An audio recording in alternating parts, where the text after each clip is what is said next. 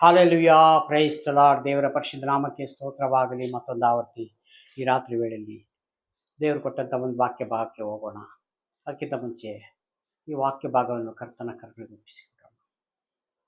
ಕರ್ತನಾದ ದೇವರೇ, ಮಹಿಮೆ ಅರಸನು ನೀವು ಸ್ವಾಮಿ. ಯೇಸು ಸ್ವಾಮಿ ನಾಮದಲ್ಲಿ ಕರ್ತನೆ, ಈ ವಾಕ್ಯವನ್ನು ನಾವು ಕೇಳುತ್ತಾ ಇದ್ದೇವೆ. ನೀವು ಮಾತನಾಡ್ರಿಯಪ್ಪ, ನಾವು ಕೇಳುತ್ತೇವೆ. ಪವಿತ್ರಾತ್ಮರೇ, ನಿಮಗೆ ವಂದನೆ ಸ್ತೋತ್ರಗಳು ಸಲ್ಲಿಸ್ತೇವೆ ಸ್ವಾಮಿ. ಈ ವಾಕ್ಯದ ಅರ್ಥವನ್ನು ಸ್ವಾಮಿ ನಮಗೆ ತಿಳಿಸಿಕೊಡಿದ್ದೇವೆ. ನಾವೆಲ್ಲ ಕೇಳುತ್ತೇವೆ, ಅದರ ಪ್ರಕಾರ ನಡೀತೇವೆ ಸ್ವಾಮಿ. ನಿಮ್ಮ ನಾಮ ಮಾತ್ರ ಮಹಿಮೆ ಹೊಂದಲಿ ಸ್ವಾಮಿ. ಯೇಸು ಸ್ವಾಮಿ ನಾಮದಲ್ಲಿ ತಂದೆ. ಮತ್ತಾಯ ಬರೆಸುವ ವಾರ್ತೆ 6ನೇ ಅಧ್ಯಾಯ, ಅದರಲ್ಲಿ 34ನೇ ವಚನ ತೆಗೆದುಕೊಳ್ಳೋಣ. ಆದ್ದರಿಂದ ನಾಳಿನ ವಿಷಯವಾಗಿ ಚಿಂತೆ ಮಾಡಬೇಡ್ರಿ. ಹಾಲೆಲುಯಾ. ಇಲ್ಲಿ ಯೇಸು ಸ್ವಾಮಿ ಹೇಳ್ತಾರೆ, ನಾಳಿನ ವಿಷಯವಾಗಿ ಚಿಂತೆ ಮಾಡಬೇಡ್ರಿ. ದೇವರಲ್ಲಿರುವಂತ ಮಕ್ಕಳಿಗೆ ದೇವರು ಒಂದು ಹೇಳುವಂತ ಒಂದು ಮಾತಾಗಿದೆ. ನಾಳೆ ಚಿಂತೆ ನಿನಗೆ ಯಾಕೆ? ಇವತ್ತು ನಿನಗೆ ಅನುದಿನದ ಆಹಾರ ಕೊಡ್ತಾ ಇದ್ದೀನಲ್ಲ, ಅದಕ್ಕಾಗಿ ನೀನು ಸ್ತೋತ್ರ ಮಾಡಿ. ಜಗತ್ತಲ್ಲಿ ಅಲ್ಲೋನ ಕಲ್ಲೋಣ ಯಾವುದ ಸಂಭವಿಸಿದ್ರು ನಿನಗೇನು ತಟ್ಟದು. ನೀನು ಜಗತ್ತನ್ನ ನೋಡಿ ಬರ್ತಾ ಇದೀಯಾ? ಈ ಲೋಕ ನೋಡಿ ಬರ್ತಾ ಇದೀಯಾ? ಇಲ್ಲ, ಲೋಕವನ್ನು ಸೃಷ್ಟಿ ಮಾಡಿದ ಆತನನ್ನು ನಂಬಿಕೊಂಡಿದ್ಯಾ? ಹಾಲೆಲುಯಾ. ದೇವರ ಮಕ್ಕಳು ಚೆನ್ನಾಗಿ ತಿಳ್ಕೊಳ್ಬೇಕು ಪ್ರಿಯರೇ. ಈ ಲೋಕ ನಮ್ಗೆ ಕಣ್ಣಿಗೆ ಕಾಣ್ತಾ ಇದೆ ಇವತ್ತು, ನಿಜ. ಇವತ್ತು ನಮ್ಮ ರಾಷ್ಟ್ರ ಬಿಟ್ಟು ಹೊರಗಡೆ ರಾಷ್ಟ್ರಗಳು, ಹೊರಗಡೆ ದೇಶಗಳು, ವಿದೇಶದಲ್ಲಿ ಭಯಂಕರವಾದ ಯುದ್ಧ ಮೇಲೆ ಯುದ್ಧ ನಡೀತಾ ಇದೆ. ಇಸ್ರಾಯೇಲಿಂದನೂ ಅಮೆರಿಕ, ಇರಾನ್, ಇವೆರಡು ದೇಶಗಳು ಸೇರಿ ಇರಾನ್ಗೆ ದೊಡ್ಡ ವಾರ್ ನಡೀತಾ ಇದೆ. ಹಾಲೆಲುಯಾ. ಇದರಲ್ಲಿ ದೇವರ ಹಸ್ತ ಇಸ್ರಾಯೇಲ್ ಮೇಲೆ ಇದೆ. ಅದು ನಾವು ಚೆನ್ನಾಗಿ ಪ್ರಾರ್ಥನೆ ಮಾಡಿಕೊಳ್ಳಬೇಕು. ಆ ವಿಷಯವಾಗಿ ಇವೆಲ್ಲ ನಡಿಬೇಕಾದ್ರೆ ಎಲ್ಲ ಆರ್ಥಿಕ ಪರಿಸ್ಥಿತಿ ಕುಗ್ಗಿ ಹೋಗ್ತಾ ಇದೆ. ಈ ಲೋಕದಲ್ಲಿ, ನಮ್ಮ ದೇಶಗಳಲ್ಲಿ ಎಷ್ಟೋ ಬೆಲೆಗಳು ಜಾಸ್ತಿ ಆಗಿದೆ. ಆದ್ರೆ ನಮ್ಮ ಭಾರತ ದೇಶದಲ್ಲಿ ನಾವು ಕೆಲಸ ಮಾಡುವಂತ ಕೆಲಸಗಳಲ್ಲಿ ಸಂಬಳ ಸಿಕ್ಕುತ್ತಾ ಇಲ್ಲ ಜಾಸ್ತಿ. ನಾವೆಲ್ಲ ಯೋಚನೆ ಮಾಡ್ತಾ ಇರ್ಬೋದು, ದೇವರೇ ಈ ರೀತಿ ಎಲ್ಲ ಜಾಸ್ತಿ ಆಗ್ತಾ ಇದೆ, ಎಲ್ಲಾ ವಸ್ತುಗಳು ಜಾಸ್ತಿ ಆಗ್ತಾ ಇದೆ ಸ್ವಾಮಿ, ನಾವು ಹೇಗೆ ಅಂತ. ಹಾಲೆಲುಯಾ.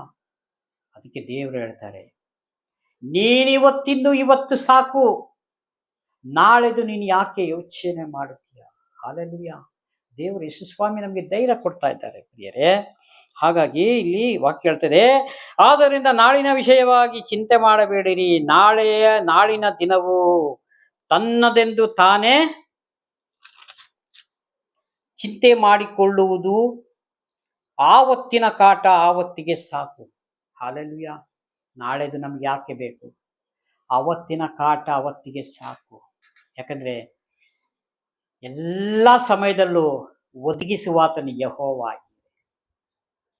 ಎಲಿಯನಿಗೆ ಕಾಗೆಯಲ್ಲಿ ಆಹಾರ ತಂದು ಕೊಟ್ಟರು ನಮ್ಗೆಲ್ಲ ನೆನಪಿದೆ ಪ್ರಿಯರೇ. ಮೋಶೆ ಲಕ್ಷೋಪಲಕ್ಷ ಜನಗಳಿಗೆ ಆ ಅರಣ್ಯದಲ್ಲಿ ಕರ್ಕೊಂಡು ಹೋಗುವಾಗ ಅವ್ರಿಗೆಲ್ಲ ಸಿಕ್ತು, ಮನ್ನ ಸಿಕ್ತು, ಬೇಕಾದಷ್ಟು ಹಕ್ಕಿ ತಿನ್ನಕ್ಕೆ ಸಿಕ್ಕಿದ್ವು, ದೇವರ ದೂತರು ತಿನ್ನುವಂತ ಮನ್ನಗಳು ಎಲ್ಲ ಕೊಟ್ಟರು. ದೇವರು ಬಂಡೆ ಸೀಳಿ ನೀರು ಕೊಟ್ಟರು ಕುಡಿಲಿಕ್ಕೆ. ಇದು ಯಾಕೆ ತೋರಿಸಿದಾರಂದ್ರೆ, ನಾನೆಂದೂ ಮಾರ್ಪಡದಂತ ದೇವರು ಆ ದಿನಗಳಲ್ಲಿ ನಿಮ್ಮ ಪೂರ್ವಿಕರಿಗೆ ಮಾಡಿದ್ನಲ್ಲ, ನಿಮ್ಮ ಹಿರಿಯರಿಗೆ ಮಾಡಿದ್ನಲ್ಲ, ಇವತ್ತು ನಾನು ಅದೇ ದೇವರು. ನಾನೆಂದೂ ಮಾರ್ಪಟ್ಟಿಲ್ಲ, ನಾನೆಂದೂ ಬದಲಾಗುವುದಿಲ್ಲ. ನಾನು ಎಂದೆಂದಿಗೂ ಇರುವ ಆತನು. ದೇವರು ಎಂದೆಂದೂ ಇರುವ ಆತನಾಗಿದ್ದಾರೆ. ಹಾಲೆಲುಯಾ. ಪ್ರತಿ ಒಂದಕ್ಕೂ ಎಲ್ಲದಕ್ಕೂ ಒಂದು ಆಯುಷ್ ಕಾಲ ಅಂತ ಇದೆ ಪ್ರಿಯರೇ. ಈ ಭೂಮಿಗೂ ಒಂದು ಆಯುಷ್ ಅಂತ ಇದೆ, ಆಕಾಶಕ್ಕೂ ಒಂದು ಆಯುಷ್ ಅಂತ ಇದೆ. ಇದರಲ್ಲಿ ಉಂಟಾಗಿರೋದು ಪ್ರತಿ ಒಂದು ವಸ್ತುಗಳಿಗೂ ಆಯುಷ್ ಕಾಲ ಅಂತ ಒಂದಿದೆ. ಆದರೆ ದೇವರಿಗೆ ಎಂದೆಂದೂ ಇರುವಾತನು, ಅವರ ಹೆಸರೇ ಇರುವಾತನು. ಹಾಲೆಲುಯಾ. ಅಂಥವರು ನಮ್ಮ ಸಂಗಡ ಇರಬೇಕಾದ್ರೆ ನಮಗೆ ಯಾಕೆ ಭಯ? ಹಾಲೆಲುಯಾ. ನೋಡಿ, ಅವತ್ತಿನ ಕಾಟ ಅವತ್ತಿಗೆ ಸಾಕು ಅಂತ ದೇವರು ನಮಗೆ ಧೈರ್ಯವಾಗಿ ಹೇಳ್ತಾ ಇದ್ದಾರೆ. ಹಾಗೆ ಈ ಮತ್ತೆ 7ನೇ ಅಧ್ಯಾಯಕ್ಕೆ ಬರೋದಾದ್ರೆ, ತೀರ್ಪು ಮಾಡಬೇಡ್ರಿ, ಹಾಗೆ ನಿಮಗೂ ತೀರ್ಪು ಆಗುವುದಿಲ್ಲ. ಹಲ್ಲೆಲೂಯಾ. ಅಲ್ಲಿ ಏನ್ ಹೇಳಿದ್ರು? 36-34ರಲ್ಲಿ, ನಾಳೆಗೆ ಚಿಂತೆ ಮಾಡಬೇಡ, ಅವತ್ತಿನ ಕಾಟ ಅವತ್ತಿಗೆ ಸಾಕು ಅಂದ್ರು. ಹಲ್ಲೆಲೂಯಾ. ಇಲ್ಲಿ ದೇವರ ವಾಕ್ಯವನ್ನ ಅನುಸರಿಸಿ ನಡೆಯುವಂತವರಿಗೆ ಈ ವಾಕ್ಯಗಳ ಸಂದೇಶವನ್ನ ಸಾರಲ್ಪಡ್ತಾ ಇದೆ. ಇಲ್ಲಿ ಏನಾಗ್ತಾ ಇದೆ? 7ನೇ ಅಧ್ಯಾಯದಲ್ಲಿ, ತೀರ್ಪು ಮಾಡಬೇಡ್ರಿ, ನಿಮಗೂ ತೀರ್ಪಾಗುವುದಿಲ್ಲ. ಹಲ್ಲೆಲೂಯಾ. ದೇವರ ಮಕ್ಕಳಿಗೆ ಚೆನ್ನಾಗಿ ತಿಳ್ಕೊಂಡಿರ್ಬೇಕು. ನಾವು ಯಾರಿಗಾದ್ರೂ ಏನಾರ ಮಾತನಾಡ್ಬೇಕು, ಸ್ವಲ್ಪ ಯೋಚನೆ ಮಾಡಿ ಮಾತನಾಡ್ಬೇಕು ಪ್ರಿಯರೇ. ಇವ್ರು ನಮ್ಮ ಹತ್ರ ಮಾತಾಡ್ತಿಲ್ಲ, ಇವ್ರು ಹೀಗೆ, ಅವ್ರು ಮಾತನಾಡ್ತಾ ಇಲ್ಲ, ಅವರು ಹಾಗೆ, ಇವ್ರಿಗೆ ದೊಡ್ಡಸ್ಗೆ ಬಂದ್ಬಿಟ್ಟಿದೆ, ಹೀಗೆ. ನೆವರ್. ಎಂದಿಗೂ ದೇವರು ನಮ್ಗೆ ಆ ತರ ಬುದ್ಧಿ ಜ್ಞಾನಗಳನ್ನ ಕೊಟ್ಟಿಲ್ಲ.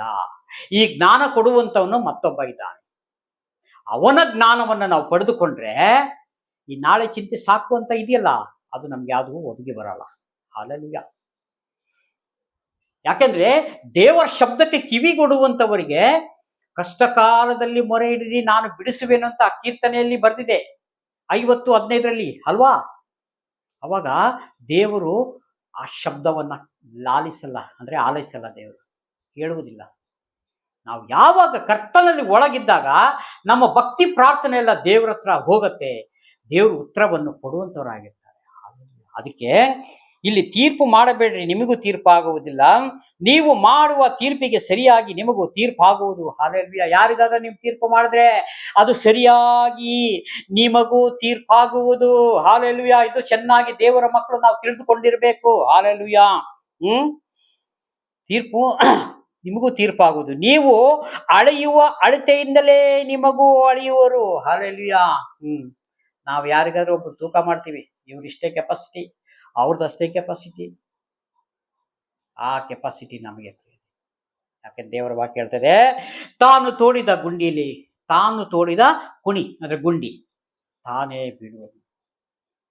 ಯಾರು ಹೇಗಾದ್ರೂ ಇರಲಿ, ನಮ್ಮ ಪ್ರಾರ್ಥನೆ ಅವರ ಮೇಲೆ ಇರಬೇಕು. ಅವ್ರ ಭಕ್ತಿ ಕಡಿಮೆ ಆಗಿದೆಯಾ, ಭಕ್ತಿ ವೃದ್ಧಿ ಆಗಂತ ನಾವು ಪ್ರಾರ್ಥನೆ ಮಾಡಿ ಕೊಡಬೇಕು. ಅವ್ರಿಗೆ ಮಾಡ್ಬೇಕು, ನಾವು ಅವ್ರಿಗೋಸ್ಕರ ಪ್ರಾರ್ಥನೆ ಮಾಡಬೇಕು. ಎರಡನೇದು, ಅವ್ರಿಗೆ ಕೂರಿಸಿ ದೇವರ ವಾಕ್ಯವನ್ನು ಸ್ಪಷ್ಟವಾಗಿ ನಮಗೆ ತಿಳಿದಿರೋದು 2 ವಾಕ್ಯಗಳನ್ನು ಅವರಿಗೆ ಹೇಳಿಕೊಡಬೇಕು. ಅವ್ರು ಕೇಳ್ದೆ ಹೋದ್ರೆ ಅವ್ರಿಗೂ ದೇವರಿಗೂ ಸಂಬಂಧ ನಮ್ಗೆ ಗೊತ್ತಿಲ್ಲ. ಆದ್ರೆ ನಮ್ಮ ಜವಾಬ್ದಾರಿ ಕರ್ತವ್ಯ ಏನಿದೆ, ತಿಳಿಸಿಕೊಡುವಂಥದ್ದೇ ಆಗಿದೆ. ಅದಕ್ಕಾಗಿ ನೀವು ಅಳೆಯುವ ಅಳತೆಯಲ್ಲಿ ನಿಮಗೂ ಅಳೆಯಲ್ಪಡುವುದು. ಹಲ್ಲೆಲೂಯಾ. ಹಾಗಾಗಿ ಹಾಗೆ ಆಗದಂಗೆ ನಾವು ಎಚ್ಚರಿಕೆಯಿಂದ ನಾವು ನೋಡ್ಕೋಬೇಕಾಗಿದೆ. ಹಲ್ಲೆಲೂಯಾ. ನೀನು ನಿನ್ನ ಕಣ್ಣಿನಲ್ಲಿರುವ ತೊಲೆಯನ್ನು ಯೋಚಿಸದೆ ನಿನ್ನ ಸಹೋದರನ ಕಣ್ಣಿನಲ್ಲಿರುವ ರವೆಯನ್ನು ಯೋಚಿಸುವುದೇಕೆ? ನಿನ್ನ ಕಣ್ಣೇ ಸರಿಗಿಲ್ಲ ಅಂದ್ರೆ ಇನ್ನೊಬ್ಬರಿಗೆ ನಾವು ನೋಡಿ ಏನ್ ಹೇಳೋದು? ನಾವೇ ಸರಿ ಇದ್ವಿ, ಸರಿ ಇದ್ದು ಮತ್ತೊಬ್ರಿಗೆ ಹೇಳ್ಬೇಕು. ಇಲ್ಲಿ ಯಾರು ಸರಿ ಇರೋದು? ಯೇಸು ಸ್ವಾಮಿ ಒಬ್ಬರು ಬಿಟ್ರೆ ಮತ್ತಾರು ಇಲ್ಲ ಪ್ರಿಯರೇ. ನಾವು ಏನ್ ಆಗ್ತಾ ಇದ್ದೀವಿ? ಅವ್ರ ಹತ್ರ ಹೋಗ್ಲಿಕ್ಕೆ ನಾವು ಕಲಿತಾ ಇದ್ದೀವಿ ಹೊರತು ನಾವ್ಯಾರು ಒಳ್ಳೆಯವರಲ್ಲ, ನಾವ್ಯಾರು ಅಂತ ಶುದ್ಧರಲ್ಲ. ಶುದ್ಧನು ಶುದ್ಧನು ಶುದ್ಧನು ಪರಿಶುದ್ಧನು ಪರಿಶುದ್ಧನು ಪರಿಶುದ್ಧನು ಅಂತ ದೇವದೂತರು ಆರಾಧಿಸುವಂತ ಕರ್ತರು ಒಬ್ಬರೇ ಪರಿಶುದ್ಧರು. ಹಲ್ಲೆಲೂಯಾ. ನಾವೇನಾಗಿದ್ದೇವೆ? ನಮ್ಮ ಕಣ್ಣು ಸರಿ ಕಾಣಲಿಲ್ಲ ಆದ್ರೂ ಸರಿ, ಇನ್ನೊಬ್ಬರ ಕಣ್ಣಿನ ಬಗ್ಗೆ ಯೋಚನೆ ಮಾಡ್ತೀವಿ. ನನ್ನ ಕುಟುಂಬ ಸರಿ ಇಲ್ಲ ಆದ್ರೂ ಪರವಾಗಿಲ್ಲ, ನಾ ಇನ್ನೊಬ್ಬರ ಕುಟುಂಬದ ಬಗ್ಗೆ ಮಾತನಾಡ್ತೇವೆ. ಇಲ್ಲಿ ದೇವರು ಹೆಂಗ್ ಹೇಳ್ತಾರೆ ನೋಡಿ, ಯೋಚಿಸದೆ ನಿನ್ನ ಸಹೋದರ ಕಣ್ಣಿನಲ್ಲಿ ರವೆಯನ್ನು ಯೋಚಿಸುವುದೇಕೆ? ನೀನು ನಿನ್ನ ಸಹೋದರನಿಗೆ ನಿನ್ನ ಕಣ್ಣಿನೊಳಗಿಂದ ರವೆಯನ್ನು ತೆಗೆಯುತ್ತೇನೆ ಬಾ ಎಂದು ಹೇಳುವುದು ಹೇಗೆ? ಹಲ್ಲೆಲೂಯಾ. ನಿನ್ನ ಕಣ್ಣಿನಲ್ಲಿ ತೊಲೆಯನ್ನೆಲ್ಲ ಕಪಟಿಯ ಮೊದಲು ನಿನ್ನ ಕಣ್ಣಿನೊಳಗಿಂದ ತೊಲೆಯನ್ನು ತೆಗೆದು ಹಾಕು, ಆಮೇಲೆ ನಿನ್ನ ಸಹೋದರ ಕಣ್ಣಿನೊಳಗಿಂದ ರವೆಯನ್ನು ತೆಗೆದಕ್ಕೆ ಚೆನ್ನಾಗಿ ಕಾಣುವುದು. ನಿನ್ನ ಮನಸ್ಸು, ನಿನ್ನ ಪ್ರಾರ್ಥನೆ, ನಿನ್ನ ಭಕ್ತಿ ಚೆನ್ನಾಗಿದ್ದರೆ ಹಲ್ಲೆಲೂಯಾ, ಇನ್ನೊಬ್ಬರಿಗೆ ಪ್ರಾರ್ಥನೆಯನ್ನು ಮಾಡಬಹುದು. ನಾವು ನನ್ನ ಪ್ರಾರ್ಥನೆನೇ ಕೊರತೆ ಇದೆ, ನನ್ನೊಳಗೆ ಬೇಕಾದಷ್ಟು ಕೊರತೆ ಇದೆ, ಆದರೆ ನಾನು ನಿನ್ನ ಮುಂದೆ ಹೇಳುವುದು ಹೇಗೆ? ನೀನು ಸರಿ ಇಲ್ಲ, ನೀನು ಸರಿ ಇಲ್ಲ, ನೀನು ಸರಿ ಇಲ್ಲ, ನಿನ್ನ ಪ್ರಾರ್ಥನೆ ಸರಿ ಇಲ್ಲ, ನಿನ್ನ ವಾಕ್ಯ ಸರಿ ಇಲ್ಲ, ನೀನು ಹಾಡ್ತಾ ಇರೋದು ಸರಿ ಇಲ್ಲ, ನಿನ್ನ ಕುಟುಂಬ ಪ್ರಾರ್ಥನೆ ಸರಿ ಇಲ್ಲ. ಹೇಗೆ ಪ್ರಿಯರೇ ನಾನು ಹೇಳಲಿ? ನಾನು ಸರಿ ಇದ್ದೀನಾ? ನಾನು ಸರಿ ಇದ್ರೆ ಸರಿ. ಇನ್ನೊಬ್ಬರಿಗೆ ದೇವರ ವಾಕ್ಯ ಹೀಗೆ ಹೇಳ್ತದೆ, ಇನ್ನೊಬ್ರಿಗೆ ಯಾರಿಗೂ ತೀರ್ಪು ಮಾಡಬೇಡ, ಏನು ಹೇಳ್ಬೇಡ. ನಿನಗೆ ಕೊಟ್ಟಿರುವಂತ ವಾಕ್ಯ ಉಪದೇಶ ಆಗಿರ್ಲಿ, ಪ್ರಾರ್ಥನೆ ಆಗಿರ್ಲಿ, ಬಿಗಿಯಾಗಿ ಹಿಡಿದುಕೋ. ನೀನು ಎಲ್ಲರಿಗೋಸ್ಕರ ಪ್ರಾರ್ಥನೆ ಮಾಡು. ಓಕೆ, ದೇವರು ನಿನ್ನನ್ನು ಆಶೀರ್ವದಿಸ್ತೀನಿ ಅಂತಾರೆ. ಅವ್ರು ಕೆಟ್ಟವರು ಒಳ್ಳೆಯವರು ಎಂಥವರಾಗಿದ್ರು ಪರವಾಗಿಲ್ಲ, ಅವರಿಗೋಸ್ಕರ ನೀನು ಪ್ರಾರ್ಥನೆ ಮಾಡು. ನಿನ್ನ ಪ್ರಾರ್ಥನೆಯನ್ನು ಕೇಳಿ ನಾನು ಉತ್ತರವನ್ನು ಕೊಡ್ತೇನೆ. ಅದನ್ನು ಬಿಟ್ಬಿಟ್ಟು ನಾವು ಬರೀ ಹೊರಗಡೆ ಹುಡುಕಾಡ್ತೀವಿ. ನನ್ನ ಮನೆಯಲ್ಲಿ ಬೇಕಾದಷ್ಟಿದೆ, ನನ್ನ ಮನೆಯಲ್ಲೇ ಸರಿಪಡಿಸ್ಕೊಳ್ಳುವಂಥದ್ದು ಬಹಳ ಇದೆ. ಹಾಲೆಲೂಯಾ. ಹಾಗಾಗಿ ಸ್ಪಷ್ಟವಾಗಿ ದೇವರು ಹೇಳ್ತಾರೆ, ನಿನ್ನ ಕಣ್ಣು ಸರಿಯಾಗಿ ಕಾಣದಿದ್ರೆ ಪರವಾಗಿಲ್ಲ, ನಿನಗೇ ಅರ್ಧಂಬರ್ಧ ಕಾಣ್ತಾ ಇದೆ ಅಂದಮೇಲೆ ಇನ್ನೊಬ್ಬರ ಕಣ್ಣಿಂದ ಯೋಚನೆ ಯಾಕೆ ಮಾಡ್ತೀಯ? ಅದಕ್ಕಾಗಿ ನಾವು ಈ ವಾಕ್ಯ ಕೊಟ್ಟಿದ್ದಕ್ಕಾಗಿ ಸ್ತೋತ್ರ ಮಾಡಿಕೊಂಡು ಚಿಕ್ಕ ಪ್ರಾರ್ಥನೆ ಮಾಡಿ ಮಾಡೋಣ. ಇದು ಯಾಕೆ ದೇವರು ನಮಗೆ ಹೇಳಿಕೊಡ್ತಾ ಇದ್ದಾರೆ ಅಂದರೆ, ಯಾರ ಬಗ್ಗೆನೂ ನೀನು ತೀರ್ಪು ಮಾಡಬೇಡ, ಇವರು ಹೀಗೆ ಹೀಗೆ ಹೀಗೆ ಹೀಗೆ ಅಂತ. ಅದಕ್ಕೆ ನಾನೇ ಪ್ರತಿಫಲವನ್ನು ಕೊಡ್ತೇನೆ. ನಿನಗೆ ಕೊಟ್ಟಿರುವಂಥ ಭಕ್ತಿ, ಪ್ರಾರ್ಥನೆ, ವಾಕ್ಯ ಬಿಗಿಯಾಗಿ ಹಿಡಿದುಕೊಂಡು ಇನ್ನೊಬ್ಬರಿಗೋಸ್ಕರ ಪ್ರಾರ್ಥನೆ ಮಾಡು. ಅದು ದೇವರು, ನಾನು ಒಪ್ಪಿಕೊಳ್ತೇನೆ, ನಾನು ನಿನಗೆ ಉತ್ತರ ಕೊಡ್ತೀನಿ ಅಂತಾರೆ ಸ್ವಾಮಿ. ಅದಕ್ಕಾಗಿ ಕೊಟ್ಟಂತ ವಾಕ್ಯ ಸಂದೇಶಕ್ಕಾಗಿ ಸ್ತೋತ್ರ ಮಾಡಿಕೊಂಡು ಚಿಕ್ಕ ಪ್ರಾರ್ಥನೆ ಮಾಡಿ ಮುಕ್ತಾಯ ಮಾಡೋಣ. ಪ್ರೀತಿ ಸ್ವರೂಪನಾದ ದೇವರೇ, ರಾಜಾದಿರಾಜನೇ, ಕರುಣೆಯುಳ್ಳ ಕರ್ತಾವೇ, ನಿಮಗೆ ಸ್ತೋತ್ರ. ಆಕಾಶದ ಕೆಳಗೆ ಭೂಮಿಯ ಮೇಲೆ ಒಂದೇ ಒಂದು ರಕ್ಷಣೆ ಮಾರ್ಗ ಎಂಬುದಾಗಿ ಅದು ಯೇಸು ಸ್ವಾಮಿ ಮಾತ್ರವೇ ಆಗಿದೆ. ತಂದೆ, ಮಗ, ಪವಿತ್ರಾತ್ಮನ ಹೆಸರಿನಲ್ಲಿ ಪ್ರಾರ್ಥಿಸುವಾಗ ನಮ್ಮ ಪ್ರಾರ್ಥನೆ ಕೇಳಿದಕ್ಕಾಗಿ ಸ್ತೋತ್ರ. ಕರ್ತನೆ, ವಿಡಿಯೋ ಮುಖಾಂತರ ನೋಡುತ್ತಾನೆ ಪ್ರತಿಯೊಂದು ಕುಟುಂಬಗಳನ್ನು ನೆನೆಸಿ ಭದ್ರಕೋಟೆಯಲ್ಲಿ ಮುಚ್ಚುಮರೆ ಮಾಡು. ಯೇಸು ಸ್ವಾಮಿ ನಾಮದಲ್ಲಿ ತಂದೆ, ಆಮೇಲೆ. God bless you. Praise God. ದೇವರೆಲ್ಲರನ್ನೂ ಆಶೀರ್ವದಿಸಲಿ. ಆಮೇಲೆ.